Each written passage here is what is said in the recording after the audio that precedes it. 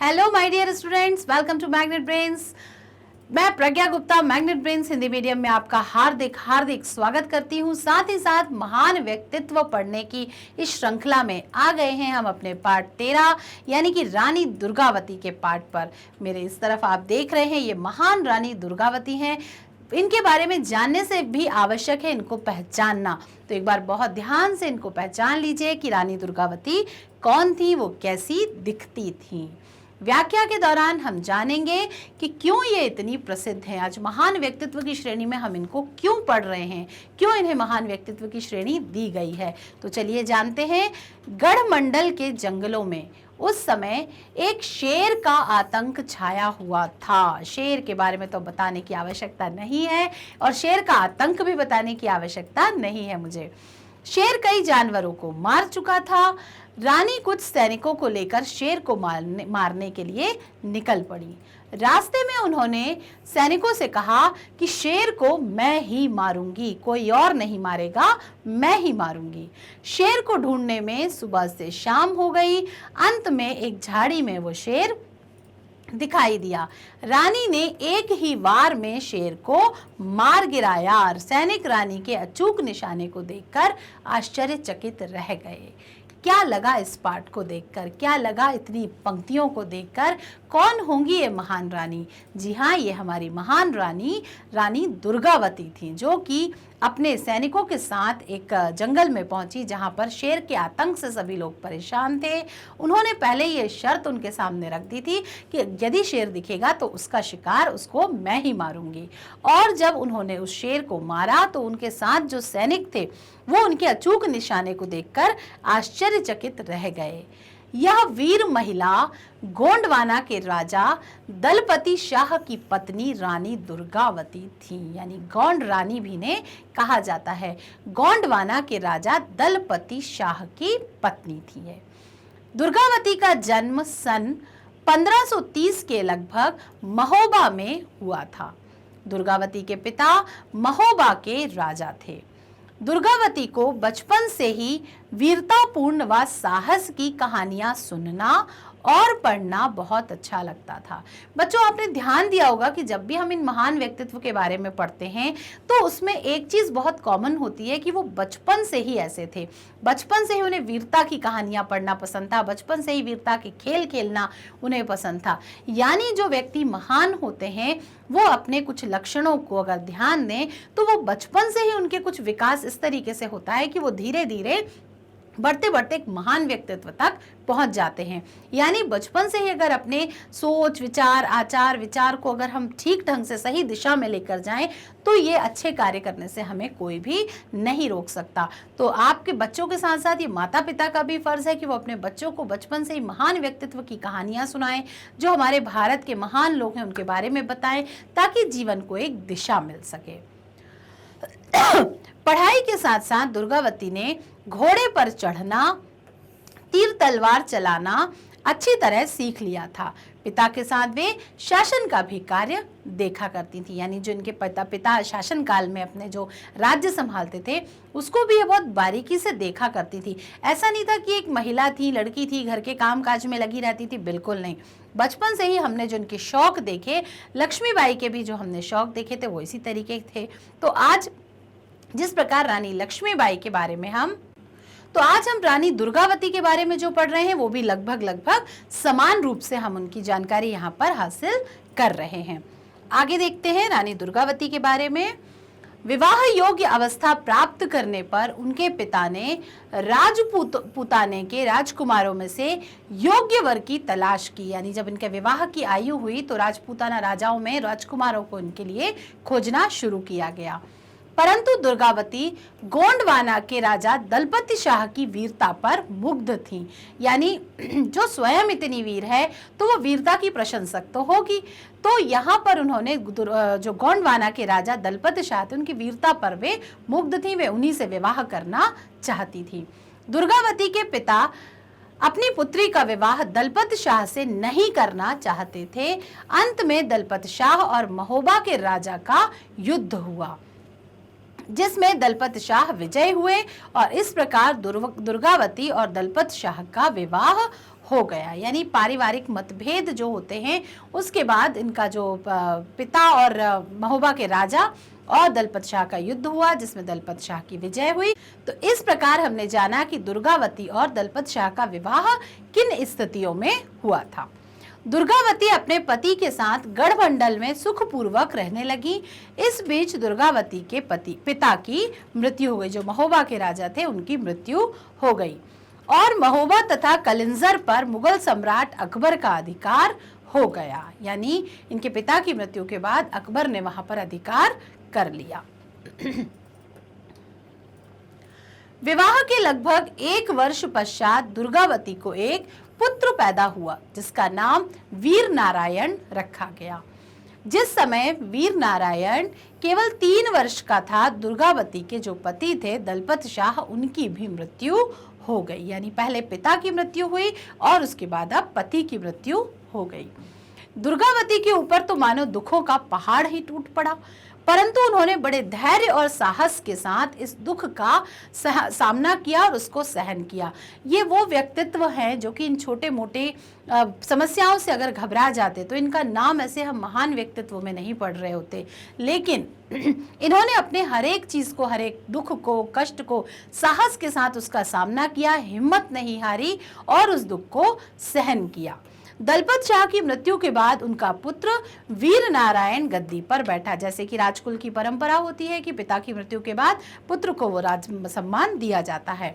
रानी दुर्गावती उसकी संरक्षिका बनी। संरक्षिका क्यों बनना पड़ा? क्योंकि अभी उसकी आयु कम थी और राजकाज स्वयं देखने लगी। मतलब राज्य पर राजा का जो नाम था वो उनके पुत्र का था, लेकिन वो संरक्षिका यानी उसकी देखभाल करते हुए अपने अंडर में उसको राज्य शासन सिखा रही थी। वे प्रजा के सुख और दुख का विशेष ध्यान रखती थी। मैंने जैसे आपको बता चुकी हूँ, अकबर के बारे में भी जब हमने पढ़ा था तो हमने जाना था कि एक अच्छा राजा वो होता है जो उसके राज्य में प्रजा बहुत संतुष्ट होती है। तो इनके राज्य में भी इनकी प्रजा का ये इतना ख्याल रखती थी कि प्रजा भी बहुत संतुष्ट रहती थी। चतुर और बुद्धिमान मंत्री आधार सिंह की सलाह और सहायता से दुर्गावती ने अपने राज्य की जो सीमा है वो बढ़ा ली थी। राज्य के साथ साथ इन्होंने सुसज्जित स्थायी सेना भी बनाई और अपनी वीरता, उदारता, चतुराई से राजनीतिक एकता स्थापित की। यानी जो आसपास के नगर थे, आसपास के जो राज्य थे, उनमें भी आपस में इतना मिलजुल कर, इतना स्नेह और प्यार से रहती थी कि अपने राज्य की सीमा को, दायरे को इन्होंने बढ़ा लिया था। इनकी जो सलाहकार थी वो कौन थी? बुद्धिमान मंत्री आधार सिंह इनकी सलाहकार थी। गोंडवाना राज्य शक्तिशाली और संपन्न राज्यों में गिना जाने लगा। इससे दुर्गावती की ख्याति जो है, ख्याति यानी पॉपुलैरिटी, प्रसिद्धि उनकी चारों ओर फैल गई। दुर्गावती की योग्यता और वीरता की प्रशंसा अकबर ने सुनी। सम्राट अकबर का भी उस समय शासनकाल चल रहा था। उन्होंने जब दुर्गावती की योग्यता और वीरता के किस्से सुने तो उनके दरबारियों ने उसे गोंडवाना को अपने अधीन कर लेने की सलाह दी कि गोंडवाना राज्य वैसे भी अब इतना विस्तृत हो चुका है, अब हम उसको अपने अधीन कर लेते हैं, यानी वहां आक्रमण करते हैं और उसको अपने अधीन कर लेते हैं। उदार हृदय अकबर ने ऐसा करना उचित नहीं समझा, ठीक है, परंतु अधिकारियों के बार बार परामर्श देने पर अकबर तैयार हो गए। यानी ये पहला विचार गोंडवाना पर हमला करने का इनके सलाहकार मंत्री जो थे उन्होंने दिया था, जो अकबर को पहली बार में पसंद नहीं आया था। लेकिन जब उन्होंने बार बार ये बात कही कि नहीं, गोंडवाना पर हमला करके उसे अपने अधीन करना है, तो धीरे धीरे फिर कुछ सोचते समझते अकबर भी इस चीज के लिए तैयार हो गया। उसने आसफ खान नामक एक सरदार को गोंडवाना के गढ़मंडल पर चढ़ने की आज्ञा दी। आसफ खान ने समझा कि दुर्गावती महिला है और अकबर के प्रताप से, अकबर का उस समय बड़ा दबदबा था, तो अकबर के प्रताप से वो भयभीत होकर आत्मसमर्पण कर देंगी। युद्ध से पहले ही वो हिम्मत हार जाएंगी कि भाई इतने बड़े सम्राट के सामने हमारी छोटी सेना क्या टिकेगी, तो हम आत्मसमर्पण करने तैयार हो गए। परंतु रानी दुर्गावती को अपनी योग्यता, साधन और सैन्य शक्ति पर इतना विश्वास था कि वे अकबर की सेना का भी उनके सामने कोई भय नहीं चल पाया, अकबर की सेना का भी कोई खौफ उनके अंदर नहीं आया था। रानी दुर्गावती के मंत्री ने आसफ खां की सेना और सज्जा को देखकर उन्हें सलाह दी कि महारानी आप ये युद्ध ना करें, अकबर की सेना का सामना हम नहीं कर पाएंगे। लेकिन उन्हें अपने स्वयं की शक्तियों पर बहुत भरोसा था, उनके आत्मविश्वास उनके अंदर जो कूट कूट कर भरा हुआ था। परंतु रानी ने कहा कि कलंकित जीवन जीने की अपेक्षा सम्मान पूर्वक मर जाना अच्छा है। पूरी दुनिया में, पूरे इतिहास में ये कहलाने से कि मैंने डर के आत्मसमर्पण कर दिया था और मैं बिना लड़े ही स्वयं को हारा हुआ मान गई थी, इससे बेहतर है युद्ध भूमि में लड़ते हुए सम्मान के साथ मर जाना। कम से कम तब ये तो कहलाएगा कि सम्मान युद्ध भूमि में मेरी मृत्यु हुई या मैं शहीद हुई थी, है ना। तो आसफ खान जैसे साधारण सूबेदार के सामने झुकना लज्जा की बात है, ये उन्होंने उनको स्पष्ट कर दिया था। रानी सैनिक के वेश में घोड़े पर सवार होकर निकल पड़ी। रानी को सैनिक वेश में देखकर आसफ खां के होश उड़ गए। उसने सोचा कि रानी अपने राजसी ताने बाने में होंगी, लेकिन वो सैनिक के वेश में निकल पड़ी। रण क्षेत्र में रानी और उनके सैनिक उत्साहित होकर शत्रुओं पर टूट पड़े। देखते ही देखते शत्रुओं की सेना मैदान छोड़कर भाग निकली। आसफ खां बड़ी कठिनाई से अपने प्राण बचाने में सफल हुआ। जो रानी को सलाह दे रहा था कि आप मत लड़िए, उसे स्वयं अपने प्राण बचाकर वहां से भागना पड़ा। आसफ खां की बुरी तरह हार सुनकर अकबर भी बुरी तरह लज्जित हुए। 1.5 वर्ष बाद उन्होंने पुनः, अब इसके बाद लगभग एक साल 6 महीनों का समय लगा, आसफ खां को दोबारा उन्होंने गढ़मंडल पर आक्रमण करने के लिए भेजा। रानी और आसफ खां की सेना के बीच एक बार फिर घमासान युद्ध हुआ, यानी दोबारा घमासान युद्ध हुआ। इस बार रानी पहले से भी अधिक शक्तिशाली हो चुकी थी, क्योंकि अब उन्हें समझ में भी आ गया था कि युद्ध की स्ट्रैटेजी, जिसे हम कहते हैं रणनीति, क्या थी। रानी और आसफ खां के बीच जो घमासान युद्ध हुआ, तोपों का वार होने पर भी रानी ने हिम्मत नहीं हारी। रानी हाथी पर सवार होकर सेना का संचालन कर रही थी, यानी वो ऐसा नहीं कि अब वो महारानी थी तो वो रथ पर बैठकर और बस दूसरों को ऑर्डर दे रही हो, वो स्वयं रथ पर विराजित होकर वहां पर बैठकर और पूरी की पूरी टीम को संचालित वहीं से कर रही थी, लीडर बनी हुई थी उनकी। उन्होंने मुगल तोपचियों का सिर काट डाला, तोपची मतलब तोप चलाने वालों का सिर भी काट डाला। यह देखकर आसफ खां की सेना फिर भाग खड़ी हुई।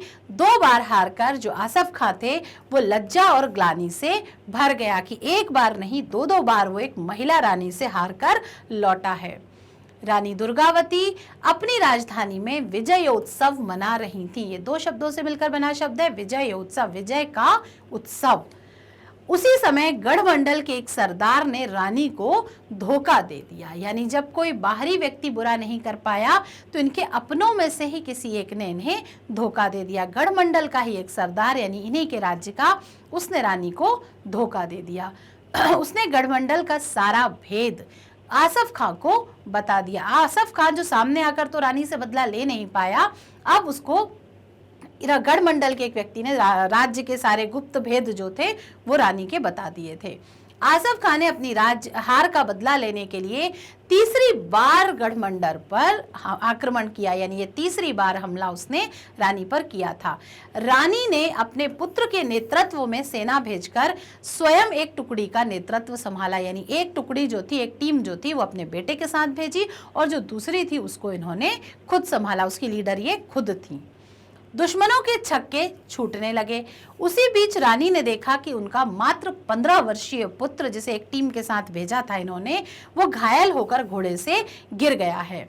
लेकिन रानी विचलित नहीं हुई कि मेरा बेटा गिर गया है तो वो युद्ध को रोक के उसको संभालने पहुंचती, ऐसा नहीं। उनकी सेना के कुछ वीरों ने वीर नारायण को सुरक्षित स्थान पर पहुंचा दिया, यानी इनका जो ममता थी वो भी इनके राज्य राष्ट्र की जो भावना थी उसके ऊपर कम थी, क्योंकि राष्ट्र भावना जो थी वो ज्यादा थी। इन्होंने वो नहीं किया कि अपने बच्चे को युद्ध छोड़कर अपने बच्चे की देखभाल करने या वहां चली जाती। उस समय उन्होंने कोई विराम नहीं लिया, लगातार दुश्मन की सेना से युद्ध करती रही। जो उनके सैनिक थे उन्होंने उसको सुरक्षित स्थान पर पहुंचा दिया और रानी से प्रार्थना की कि वे अपने पुत्र का अंतिम दर्शन कर लें। यानी जो पुत्र था वो काफी घायल हो गया था, शायद वो अंतिम सांसें ले रहा था, तो रानी से कहा कि आप जाकर अपने पुत्र का अंतिम दर्शन कर लें। रानी ने उस समय उत्तर दिया कि यह मेरे पुत्र से मिलने का समय नहीं है, क्योंकि युद्ध चल रहा है, पूरा राष्ट्र खतरे में है, पूरी जगह मेरा पूरा गढ़मंडल खतरे में है, ये मेरे पुत्र से मिलने का समय नहीं है।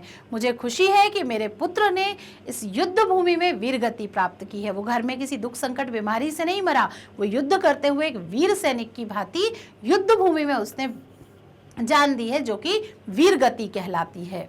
अंत में मैं उसे देवलोक में ही मिलूंगी, यानी अब उसको भी अगर ऐसा है तो जाने दो, मैं उससे देवलोक में यानी ऊपर स्वर्ग में ही मिलूंगी। वीरपुत्र की स्थिति देखकर रानी दुगने पराक्रम से तलवार चलाने लगी, यानी उनको लगा कि अब जिस युद्ध के लिए मैंने अपने पुत्र का ही बलिदान कर दिया वो तो अब मुझे जीतना ही है।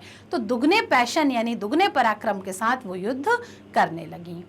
दुश्मन के सिर जमीन पर गिरने लगे, तभी दुश्मनों में से एक बाण सीधा आकर रानी की आंख में लगा और दूसरा तीर आकर उनकी गर्दन में लगा। अब वे समझ गई थी कि जब आंख जिससे वो देख ही नहीं पाएंगी और गर्दन जब वो सांस ही नहीं ले पाएंगी यहाँ लगने से, कि इनकी भी मृत्यु निश्चित है। वो समझ चुकी थी।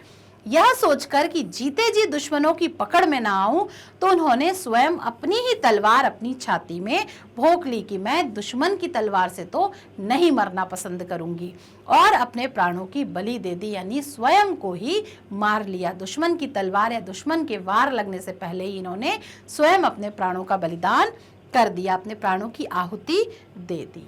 रानी दुर्गावती ने लगभग 16 वर्षों तक संरक्षिका के रूप में शासन किया। संरक्षिका के रूप में शासन क्यों किया? क्योंकि इनके पुत्र को राजगद्दी मिली थी और ये उसकी देखरेख में शासन करवा रही थी। भारत के इतिहास में रानी दुर्गावती और चांद बीबी ही ऐसी दो वीर महिलाएं हैं जिन्होंने अकबर की शक्तिशाली सेना का सामना किया तथा मुगलों के राज्य को विस्तार करने से रोका। ये दो भारत की महान रानियां थी। अकबर ने अपने शासन काल में ऐसी बहुत सी लड़ाइयां लड़ी, किंतु गढ़मंडल के युद्ध ने मुगल सम्राट अकबर के भी दांत खट्टे कर दिए। यानी जो सम्राट अकबर एक बार के युद्ध में भी किसी को जीत जाता था, गढ़मंडल पर वो जीतने के लिए उसे 3-3 बार आसफ खां को भेजना पड़ा था। रानी दुर्गावती ने इस तरीके से यहाँ पर शासन किया, संरक्षिका के रूप में कार्य किया और अकबर को नाको चने चबवा दिए, यानी कि जीतने के लिए उसको इतना कठिन तपस्या करनी पड़ी।